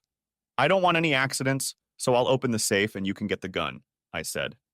I could see that Jimmy wasn't sure about me, but he followed me into the office and watched as I dialed the combination, swung the door open, and let Jimmy come in and get the gun. I then pulled out 2 notepads and carried them into the living room where CJ was waiting for me. "I prefer to keep this between the 2 of us as much as possible, so I'll have Jimmy and Dan wait in the kitchen." Jimmy looked at CJ and she nodded in agreement. "There's beer in the fridge and liquor on the counter," I said. I then turned to CJ. "I'm going to make myself a bourbon. Would you like something before we get started?" "It's not a date, and we're not going to have sex afterward," CJ said with a slight smile. It was nice to see that she had a sense of humor. "That would be fun," I said. "But I think you need a drink when you've seen everything I have to show you. Besides, I don't date girls who need chaperones." That elicited a small chuckle from CJ. "Okay, I guess I'll have some bourbon on the rocks." Jimmy and Dan sat in the kitchen, each with one of my beers, and kept an eye on me while I sat in the living room with CJ. "How did you find that picture you were showing me?" I asked. "Howard had a Corvette when I met him, and he told me that he leases a new Corvette every 3 years. I gave this information and a picture of Howard Mason to my private investigator, and he somehow found a Corvette dealer in Asheville, North Carolina, who was leasing him a car. The dealer said that the guy in the picture was the one who had leased the car and that his name was Tom Mayfield. The picture was taken when Howard was picking up the car. I'm impressed. Your private investigator managed to find a needle in a haystack. But how did you end up in Deadwood? A Google search. Your name came up in connection with a hotel. I called the number associated with the hotel and asked the girl who answered the phone if you were Tom Mayfield from North Carolina. She confirmed that it was you. I told CJ the story of how Mickey and I ended up in the Asheville area. I then told her about how I found out that Mickey was having an affair with Nesbitt. I discovered that not only was Mickey having fun with that asshole behind my back, but she was planning to destroy me. After that, I was determined to find out everything the two of them were up to. I paid a visit to Nesbitt's house while the asshole was at my house with Mickey. That's where I found the notebooks. I handed the green notebook to CJ and told her about Nesbitt's plan, how he was going to kill me, steal my identity, and then kill Mickey. You're still here, so what happened to your wife and Howard, or Nesbitt? I just call him an asshole to avoid confusion, I said. How did you stop them, and where are they now? I'll get to that later, I said, and put the blue notepad in front of CJ. I'm going to go to the kitchen and freshen up our drinks. I think you'll want some alone time while you read the contents of this notepad. I got up and took our glasses into the kitchen and put more ice and bourbon in them. I carried CJ's glass back into the room, set it next to her, and watched her read the first couple pages of the notebook, then returned to the kitchen. It took CJ 20 minutes to finish reading the notebook. When she was done, she put her head in her hands and started crying. When I entered the room, CJ looked at me and cried, "He tried to kill me. It wasn't an accident. He forced me off the road into a cliff and left me there to die. I trusted the bastard, and he tried to kill me. Now every time I look at those ugly scars, I'll think of Hal. That asshole." CJ stood up and walked to the kitchen. She handed the car keys to Jimmy and said, "You two go back inside. Tom and I have something to talk about." "Are you sure?" said Jimmy. "It seems that Tom and I belong to an exclusive club that neither of us wants to join. And we," said CJ looking back at me, "don't want to talk about it in front of outsiders." As they walked out, Jimmy handed my gun to CJ. "Just in case," he said. When they left, CJ handed the gun to me. "You're not a threat to me, are you?" No, I'm not." CJ went back into the kitchen and poured herself another bourbon. When she returned, I asked her about the scars. Did they come from the accident? When was that? I think you know it wasn't an accident. It happened in April 2010. What do you think happened? I drove off the road into a cliff, flew 100 feet, and landed front end on the rocks on the shore of Lake Erie. That's all I know about what happened. When they pulled me out of the car, I was unconscious and didn't regain consciousness for 2 whole days. I don't remember anything about what happened, and the police couldn't find anyone who witnessed the accident. The scars were left from the airbag hitting me in the face. It's bad enough that I'll have these ugly scars for the rest of my life. But now they'll be a constant reminder of what a big fool I was for letting that man into my life. Those scars don't detract from your beautiful face. I think they give you an air of mystery. I could sit here and stare at you all night without being distracted by them." CJ's face flushed slightly and she laughed. "You're still trying to get me into your bed, aren't you? Is it working?" "No." "Okay, now tell me the rest of the story." I told CJ about the night of the confrontation and how when the asshole sent Mickey to make coffee, she read the notebook and discovered that Nesbitt was playing with her and that he was planning to kill her too. "Mickey put cyanide in the asshole's coffee and he died a few minutes later," I said. "And what did the police do?" asked CJ. "Nothing. We never called the police." I opened my green notepad and pointed to the part about the grave the asshole had dug for me, with the GPS coordinates of its location. "Nesbitt is now lying in this grave he made himself. Why didn't you call the police?" "I was going to, but I realized that if I called the police, it could cause me financial problems. Nesbitt and Mickey had all our money tied up in Mayfield Enterprises. I was worried that a police investigation would result in the assets of Mayfield Enterprises being frozen, and it could take years to get my money back. I could spend a fortune on legal fees trying to get the money released." "And what happened to your wife? Mickey?" "We got divorced. It may sound strange, but she's my business partner now. I'm not very knowledgeable about financial and business matters. It's Mickey's world. Mickey handles the financial part of our business, and I handle the physical management." We sat in silence for a few minutes, and then CJ put her head down and started crying again. I didn't know what to do. An attempt to hug her might not have been accepted, so I stayed silent. Wiping the tears from her eyes, CJ looked up at me and said, "I was hoping that I would find Howard here in Deadwood and make him give me my money back. Now that he's dead, I'll never get it back." I had to think about that for a while. We talked for a couple more hours. I found out that CJ's name was Claire Johnson. She was a CPA, taught accounting at a community college in Erie, and worked part-time for an accounting firm during tax season. Jimmy, Dan, and my third captor worked for CJ's father. Mr. Johnson was a man with gravel in his voice. He ran a trucking company in Erie, Pennsylvania. Mr. Johnson rented the house they brought me to so they would have a place near Deadwood while they waited for the right opportunity to grab me. "If I were Howard Mason, would your father have ordered me killed?" CJ smiled at me and replied, "I don't know, maybe." "That's not funny," I said. "If you could see the look on your face, you'd be laughing too." CJ was starting to like me, but I was still questioning whether I should trust her completely. "Do you want me to take you back to the house?"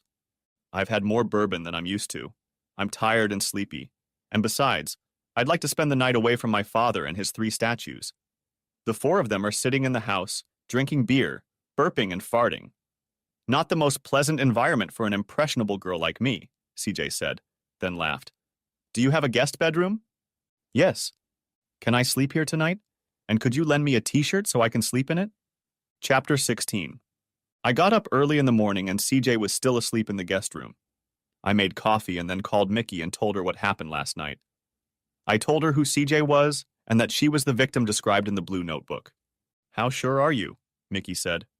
"Before I went to bed, I went to the website of the YCU TV station in Ayer, Pennsylvania. I was able to go through their news files from 2010 and found a video related to CJ's accident. It was all there." "So, what do you want to do?" said Mickey. "Right. I'm with you. Do what you have to do." Shortly after my conversation with Mickey, CJ came out of the guest room. "I need coffee," she said. CJ sat down at the table and drank 2 cups of coffee without saying anything. "So what now?" I said. "I think I'm going back to the house to pack up and head to Erie tomorrow. When you're ready, I'll take you back to the house." While CJ got dressed, I checked the weather and looked outside to make sure the roads were dry. If the weather was bad or there was snow on the roads, I would have to call a cab to take us to Deadwood to get my truck, or we could drive the Corvette. I don't drive the Vet unless the roads are dry, and there is no precipitation in the forecast. The weather was clear and the roads were dry. When CJ came back, I told her we would drive my car, and she followed me into the garage. When she saw the Corvette, CJ froze. "What are you doing with that car?" "It's the same car that was in the picture with Howard. Why do you have it now?" "Did you forget that asshole told the car salesman his name is Tom Mayfield? The car is registered in my name, so I decided to keep it." It took a minute for that thought to take shape, and then CJ said, "That makes sense now." Pulling the Corvette into the garage, I asked CJ where the house was. "You've been there and you don't know where it is?" I had a bag over my head on the way there, and on the way back I sat in the back seat between Punch and Judy and didn't see anything that would tell me where I was. The house is in Sturgis. Before we even left Deadwood, I had decided what I was going to do. I was confident in my decision, even though there was some risk involved. "After you sort out everything that needs to be done around the house, would you mind coming back to Deadwood and having lunch with me? I have something important to discuss with you." "What's that?" "You'll have to go back to Deadwood to find out. I'll meet you at the hotel." It was 12:30 when CJ walked into the hotel lobby. I met her at the door and escorted her back outside to Patty O'Neill's Irish pub for lunch. During lunch, CJ asked me several times why I wanted to talk to her. I replied that she would have to wait until after lunch. After lunch, I drove CJ back to the Deadwood Hotel and went up to my office on the 2nd floor. CJ watched me silently as I opened the computer and turned on the 50-inch display on the wall. I brought up a spreadsheet on the computer and flipped it to the big screen. "What's this?" asked CJ. "It's a spreadsheet." "Yes, I know what a spreadsheet is. I mean, what are you trying to show me here?" "It's for the Deadwood Hotel and the Casio and Mayfield 1870 Saloon. You see, the purchase price is $1.5 million. The purchase price is $1.5 million, the remainder of the $350,000 down payment paid by Mayfield Enterprises, and the $1 million paid by a business loan that Mayfield Enterprises took out from a bank in Rapid City. It also lists all the fees, taxes, real estate commissions, and other expenses paid at closing. I'm a tax preparer. You don't need to explain it to me. I know how to read spreadsheets, CJ said, slightly annoyed. Okay. And this one, I said, opening another spreadsheet, is for Mayfield Enterprises. I assume you can read this one as well. On this screen, I want to indicate the source of the seed capital invested in Mayfield Enterprises. In March 2012, Mickey and this asshole created Mayfield Enterprises, and Mickey put our $500,000 into Mayfield Enterprises instead of using it to buy mineral rights from landowners in North Carolina as I was told. And that asshole invested his $500,000. The other $890,000 came from Mayfield Enterprises' merger with Nesco LLC, which was created by Mickey's friend Nesbitt. Turns out Nesco held $400K plus the asshole's house, which we were able to sell after the merger for $490K. I looked at CJ and she was busy studying a spreadsheet. That's an interesting story, but why are you telling me about it? I wanted you to see it all because you have a decision to make.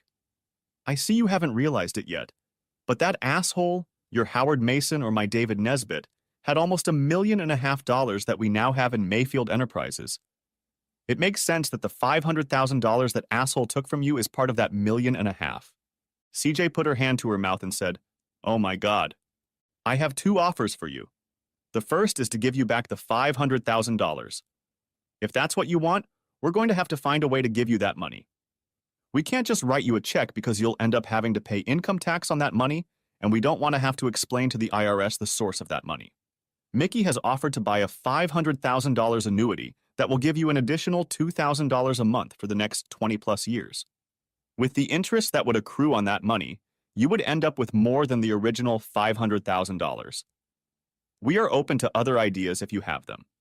My second suggestion is that you leave your money invested in Mayfield Enterprises and become an equal partner with me and Mickey. You will become our CFO and accountant for all of Mayfield Enterprises.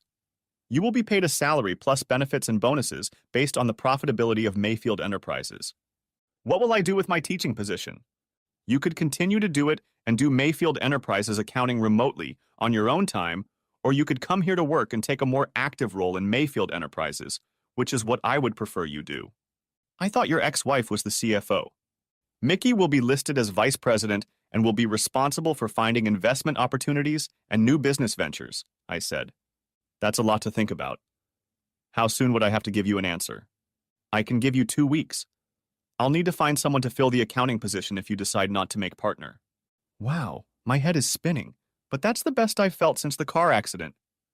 It's nice to know that I haven't lost everything.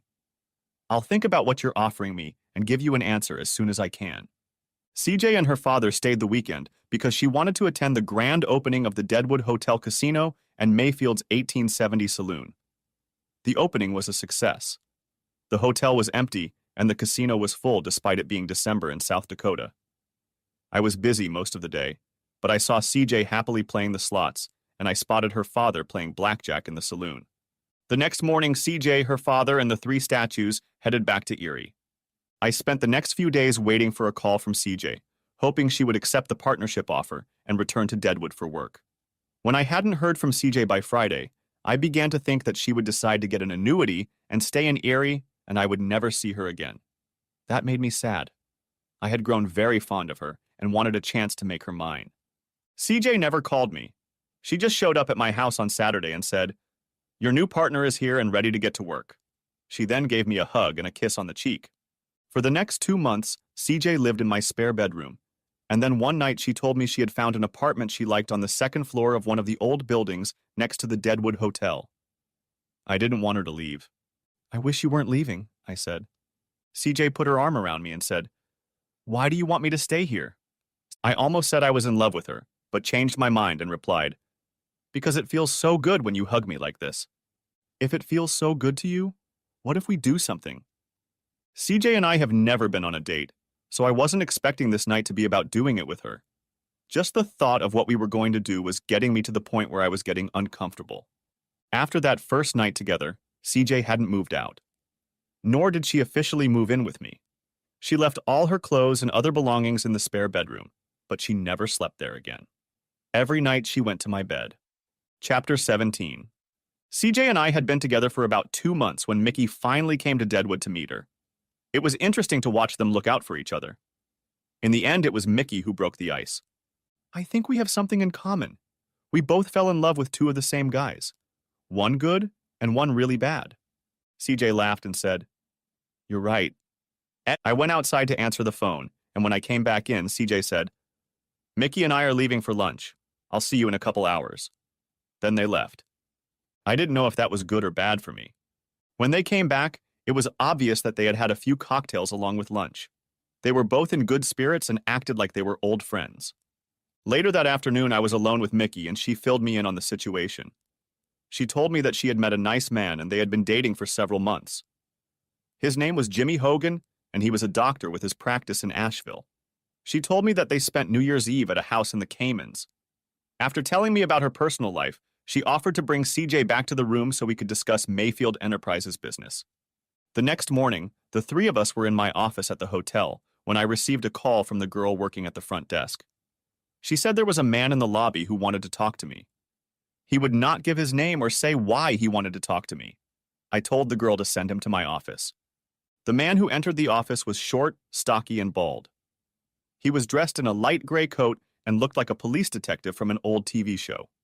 My name is Leander Mossman, he said. I introduced myself and then introduced Mossman to my business partners, CJ and Mickey. So how can I help you? I'm a private investigator from New Orleans, and I'm looking for a man named Larry Taylor. I don't know anyone by that name, I said. Mossman held out a picture to me and said, This is Larry Taylor. Do you recognize him? I handed the picture to CJ, and she showed it to Mickey. The picture showed a younger Nesbitt. I don't think I've ever met him, I said, and then asked Mickey if she knew him. I've never seen him before, Mickey said. CJ remained silent. Why are you looking for him here? Said I. Mr. Taylor stole money from some people in New Orleans a few years ago, and they hired me to find Mr. Taylor, said Mossman. But why are you looking for him here? Said I. Mr. Taylor defrauded my clients by investing in a casino he said he was going to buy in Deadwood and then disappeared with their money. It's the only casino that's been sold to a new owner in the last 10 years, so I came to see if that new owner was Larry Taylor. This casino, hotel, and Mayfield's 1870 saloon were purchased by Mayfield Enterprises last May. Your Larry Taylor had nothing to do with our business, said Mickey. So who owns Mayfield Enterprises?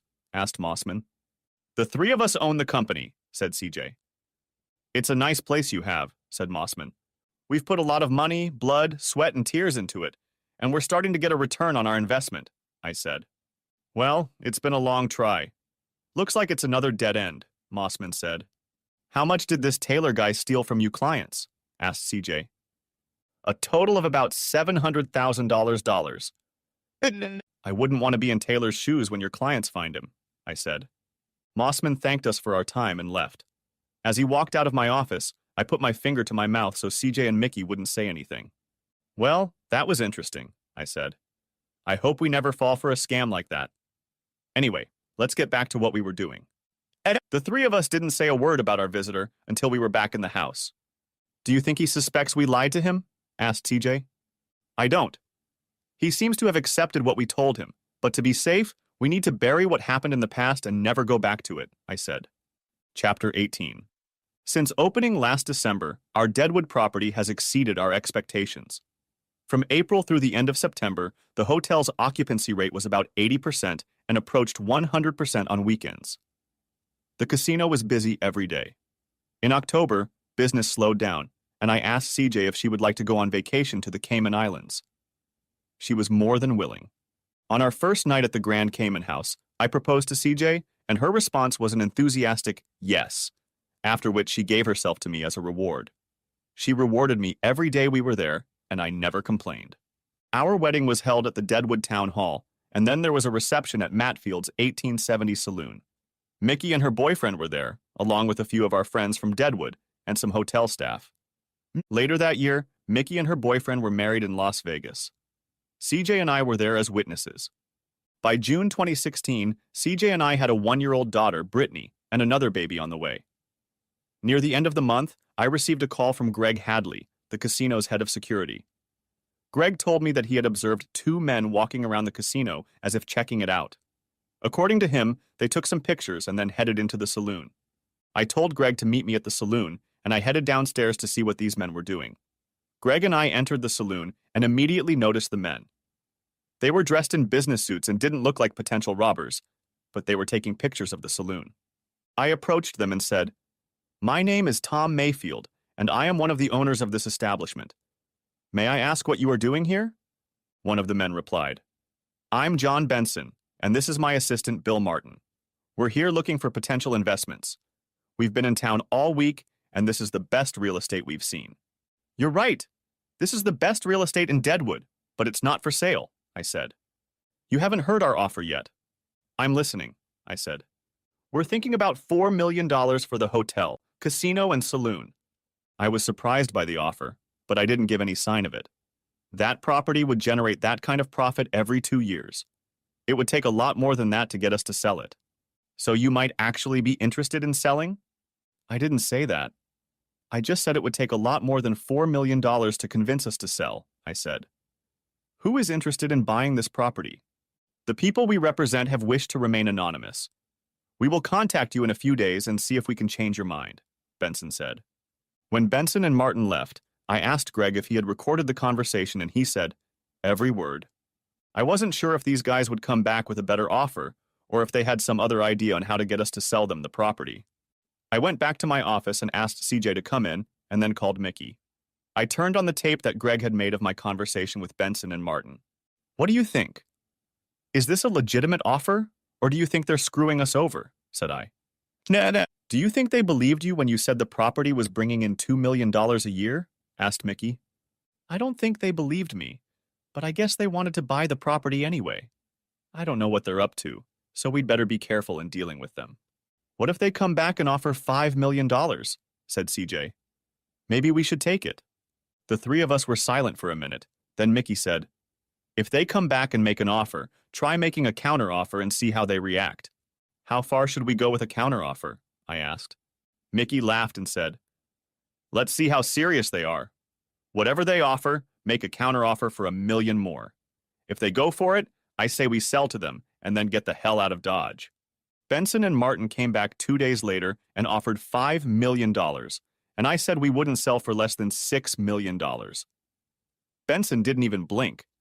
He said he needed to make a call, and he'd get back to me. The two of them came back less than half an hour later and said they accepted our counteroffer. They didn't even ask to see the financials of the business. This convinced me that they needed the Deadwood Hotel and Casino for more than just generating revenue. I talked to CJ and Mickey, and we accepted Benson's offer. It took 2 months to finalize the deal and transfer the property to Benson or whoever he represented. Once all the papers were signed, CJ, Brittany, and I got in our Toyota Highlander and drove to Asheville, North Carolina. We had already bought a house in Asheville, and the furniture had been delivered to us a week ago, along with the Corvette. I had settled my issues with Mickey and no longer held a grudge against her. This allowed CJ, Mickey, and I to work closely together to make Mayfield Enterprises a success. I even talked Mickey and CJ into letting Mayfield Enterprises buy 3 Standard Auto Services Corporation franchises in Southern Virginia, near the North Carolina border. Our second child, a boy we named Thomas Mayfield, Jr., was born in October, and Mickey announced she was pregnant and due in April. The next twist in my story occurred in April, shortly after Ashley, Mickey's little girl, was born. I was in my home office when I received a call on my work phone. The caller identified himself as Agent James Seymour. He said he was an investigator for the Internal Revenue Service and wanted to speak with me. I felt a knot in my stomach as I pondered the possible reasons why the IRS wanted to talk to me. I knew our tax returns for the past few years had been clean, but if they audited Mayfield Enterprises for 2012 and 2013, they might start asking questions about where all the money used to create Mayfield Enterprises came from. I invited Mr. Seymour into the house and called Mickey to tell her what was going on and that she should come over too. CJ was already home, and Mickey arrived a few minutes before James Seymour. When I opened the door for him, Agent Seymour showed me his badge and said, "I'm Agent James Seymour, and you are Thomas Mayfield?" I confirmed that I was and invited Agent Seymour into the house. I led Agent Seymour into the living room, introduced him to CJ and Mickey, and offered him a cup of coffee. He replied that he would be happy to have a cup. As we all sat down for coffee, Agent Seymour began to speak. "The reason for my visit is to ask you some questions about the sale of the Deadwood Hotel and Casino to the Treadway Syndicate." "The Treadway Syndicate?" That's the first time we've heard that name. We've never known the actual buyers. We only dealt with their agents and they never told us who they represented. Were there any problems with the sale? I asked. No, not on your part. Treadway has made some, I would say, interesting purchases of businesses over the years, such as your Deadwood facility. What caught my eye was the price they paid. $6 million for a business that was only bringing in $900,000 a year. Treadway has a habit of overpaying for properties they buy. So did you advertise the sale, or did they approach you on their own? We weren't planning to sell Deadwood at the time. Their agents came to me and offered me $4 million, but I declined. They raised their offer to $5 million. We offered $6 million, and they agreed to the deal. You didn't think the offer was too high for this property? Asked Agent Seymour. Of course we did, but their $6 million is a lot of money, and it allowed us to pursue a new business opportunity. I will say that their offer made me suspicious. The thought crossed my mind that they might be using the casino to launder money, but I figured it was best not to ask questions and just take their money. I said, Have you had any contact with anyone associated with the Deadwood Hotel and Casino since the sale? No, I haven't. So what do you think is going on? I said. I'm not at liberty to say anything more about our investigation, Agent Seymour said. He gave me his card and asked me to call him if anyone from the hotel contacted us. Then he thanked us for our time and left. The IRS knows a lot more about what's going on in Deadwood than we'll ever know, I said. I wonder if the IRS investigated us when we bought the hotel. I wouldn't be surprised, Mickey said. Chapter 19. The final twist in my story came in June. Mickey, her husband Jimmy, and Ashley had come over to our house to party, and while we were enjoying adult beverages, I heard the phone ringing in my office. I was tempted to just send it to voicemail, but I decided to take the call. I was on the phone for over half an hour before I went back outside and joined the others. CJ looked at me and asked, What's wrong? I tried to keep a concerned expression on my face, but I couldn't hold it for long. As the smile started to spread across my face, I said, You won't believe what that call was about. Don't just stand there in a pole, start talking, CJ said. The call was from the police chief and the mayor of Deadwood. They told me that Greg Hadley, who was still head of security for the Deadwood Hotel and Casino, came to the Deadwood Police Department and told them that he had seen suspicious activity late last night. He said that a box truck pulled up to the back of the hotel, unloaded several boxes, took them down to the basement, and locked them in one of the rooms. Greg said he managed to get into the room and opened one of the boxes. It was full of drug packages, and Greg brought several packages to the police station as evidence of what he had found. The chief obtained a search warrant and then contacted the South Dakota State Police to assist in the search. The next morning, 10 officers from the Deadwood Police Department and 20 South Dakota State Police officers were ready to go on the scene with the warrant. By noon, police found 10 pounds of heroin that had been cut with fentanyl and packaged in bags. Hotel and casino management was arrested, and all employees were questioned. The next day, FBI and IRS agents raided Deadwood. They were upset that the local police had been the first to respond. A joint investigation revealed that the Treadway Syndicate not only smuggled drugs through the hotel, but also used the casino to launder drug proceeds. Deadwood police and state police quickly invoked South Dakota's asset forfeiture law and took possession of the Deadwood Hotel and Casino property. The mayor said they called me to see if we would be interested in purchasing the hotel and casino from the city of Deadwood and the state of South Dakota. They are offering us the property for $2 million. CJ said, Holy shit, and then covered her mouth with her hand and said, Sorry. How soon do we have to make a decision? Asked Mickey. They said we have a couple weeks to make a decision. But we shouldn't wait too long because the feds are trying to get their cut, and that could drive up the price. You know this ad could make the Deadwood Hotel famous. We could raise room rates and maybe get more visitors, CJ said. We could do that, but I don't want to live there permanently. We'd have to find reliable people to run the business, so we'd only have to visit once every couple months. What do you say? Mickey replied, Let's do it. And CJ agreed. Epilogue. March 2020. Ever since we bought out the Deadwood Hotel and Casino, things have been booming. Since opening, the hotel, casino, and saloon have been bringing in a little over $1.5 million a year, and our other businesses are doing quite well. The only dark spot in our future is the COVID-19 pandemic, which is just starting to gain momentum in the United States. No doubt Mayfield Enterprises will take a financial hit, but CJ, Mickey, and I have enough money in the Grand Cayman Bank to survive this pandemic. We are worried about all of our employees. We plan to keep them on the job as long as we can. It still amazes me that all the good things that have happened to me in the last 7 years started with a sociopathic con man who was willing to kill to achieve his goal of getting rich by taking other people's money. Now he is no longer alive, rotting in a grave he didn't realize he was digging for himself. I am now the president and CEO of the company he created in my name. I took over his Corvette. We took control of Nesco, the company that was set up to launder his money. We gained control of his numbered account in the Cayman Islands, as well as his home there. And finally, we became the owners of the hotel and casino he wanted for himself. On top of that, if that asshole hadn't interfered in my life, I never would have met CJ. In the end, that asshole's greed ruined him and made me a happy and rich man with a beautiful family. The end. Thanks for watching. I hope you enjoyed it. So subscribe to my channel and watch the next video.